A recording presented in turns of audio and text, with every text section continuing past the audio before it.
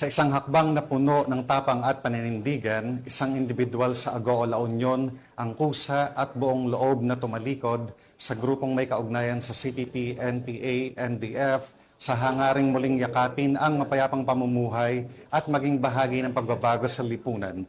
Police Master Sergeant Marvin J. Romero sa report. Isang 28 taong gulang na lalaki mula sa Barangay San Manuel Norte, Agoo La Union ang kusang loob na tumiwalag sa isang sektor na kaalyado umano ng CPP, NPA, NDF. Kinilala ang individual bilang si Jomar, isang driver at residente ng sabing barangay. Ayon sa ulat ng 2nd La Union Mobile Force Company, katuwang ang iba't ibang unit ng kapulisan at barangay official, isinagawa ang operasyon na nagresulta sa formal na pagkalas ng nasabing individual mula sa grupong Temik ken Nama Dagitid Babasit ang Mangalap Tila Union. Ayon sa Provincial Intelligence Team, ang Temik ay tinuturing na underground mass organization ng grupong Anak Pawis sa nasabing bayan.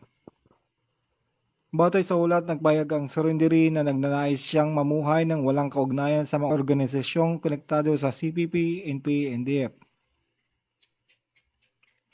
Sumailalim rin siya sa kukulang debriefing upang matiyak ang kanyang kaligtasan at tapang disposisyon. Mula dito sa Ilocos Region, ako ang iyong PNN Correspondent, Police Master Sergeant Marvin J. Romero, alagad ng batas, taga-taguyod ng Balitang Pulis.